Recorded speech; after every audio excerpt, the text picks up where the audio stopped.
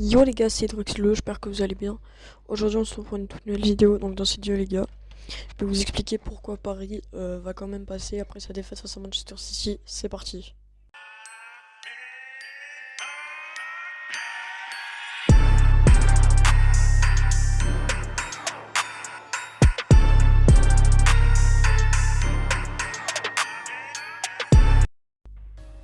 Donc les gars, faut d'abord prendre en compte que Paris les gars, ils ont perdu 2-1 au Parc des Princes. Donc du coup, ça fait que Paris va devoir gagner au moins 2-0 sans prendre de but. Ça va être compliqué, mais on y croit quand même. Parce que Paris est souvent très bon à l'extérieur. Donc on va pas lâcher, on va y croire. Donc pour commencer les gars, juste avant, n'hésitez pas à vous abonner puis activer la cloche s'il vous plaît. Ça me ferait plaisir. Donc on y va. Oui, donc du coup les gars, je disais, eh ben, on a perdu 2-1 face à Manchester City. Mais tout est encore possible. Parce que Paris, faut qu'il gagne 2 buts. Faut qu'il mette 2 buts sans en prendre un seul. Et je vais vous expliquer comment c'est possible. Déjà, le contexte. Est-ce que Paris peut passer? Oui. Pour moi, Paris a toujours des chances de passer. Il y a les pronostics sur BetClick, PMU et tout, qui disent que Paris a 6% de chances de passer. Mais moi, j'y crois moyen, les gars. Je pense plus que c'est sur du 60-40. Pas pour Manchester City, hein, les gars, bien évidemment. Parce que, on l'a vu, les gars, moi, ce qui me fait dire que c'est déjà 60 pour Manchester City parce qu'ils ont l'avantage. Et ce qui me fait mettre 40% de chance pour Paris, c'est que Manchester City a marqué des buts simples, genre des buts avec erreur. Donc du coup, ça me fait dire que ils n'ont pas eu beaucoup de réussite et ça c'est une bonne nouvelle. Parce que si on arriverait à refaire la même performance que si la première mi-temps qu'on a fait contre City, on arriverait à la refaire au match retour, ce serait parfait parce que comme ça on pourrait marquer 2 buts. Et ensuite, Marquinhos pourrait demander au bloc de reculer, même s'il faut souffrir. Verratti dégagera des ballons s'il faut, parce qu'il est fait pour ça. Et du coup, pour moi, Paris a quand même un peu plus l'avantage. Parce que Manchester City, faut pas oublier qu'il bégaye tout le temps vers le dernier carré et en quart de finale. Et donc du coup, ça aussi, ça à prendre en compte. Et aussi, les gars, faut prendre en compte que Paris, cette année, à l'extérieur, c'est en phase d'élimination directe. C'est 2 matchs à l'extérieur, 2 victoires. Pour moi, 3 matchs à l'extérieur, 3 victoires. Paris va gagner, les gars. J'en suis quasiment certain que Paris va se qualifier. Je sais pas pourquoi, il y a quelque chose qui me dit qu'ils vont se qualifier. Et du coup, je vois bien 2-0 pour Paris. Ou 3-1 pour Paris. Donc maintenant, les gars, il va falloir parler des compos d'équipe parce que ça va un peu être la clé du match.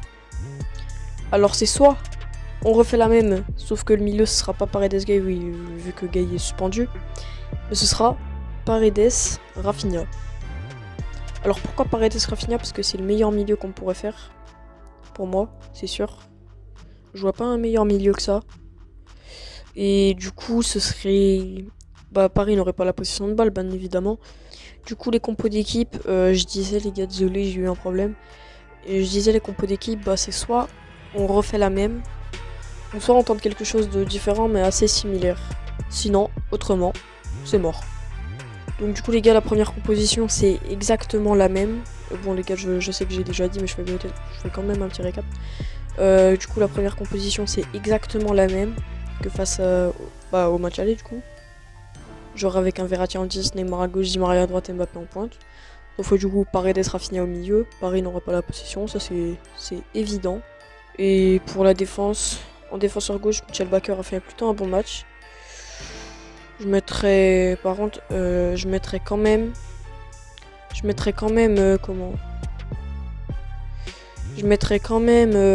Diallo parce que Diallo il a un peu plus d'expérience et il est assez fort. Et sinon le reste, tout est parfait, c'est bon. Donc les gars, maintenant deuxième proposition et là en fait. Neymar va falloir qu'il fasse la différence, ça va être à lui de contrôler le match. Si Pochettino aligne la deuxième composition et que Neymar fait pas la différence, Paris est éliminé.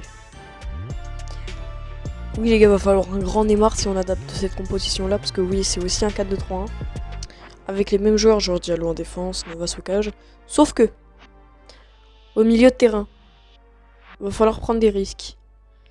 C'est soit on joue avec un Verratti en 10 avec la première composition et on fait la même chose sauf qu'au milieu de terrain on souffre.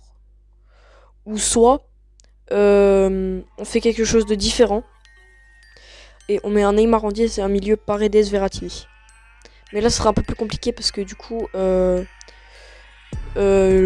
Gay était un peu plus fort pour récupérer des ballons. On pourra pas compter sur la qualité de passe de Verratti, qui a quand même une excellente qualité de passe, hein. Ça c'est un secret pour personne. Même Marseillais doit l'avouer, Verratti a des meilleurs milieux de terrain au monde actuellement. Je vois pas comment ce serait d'autre. Donc du coup les gars, petit récap.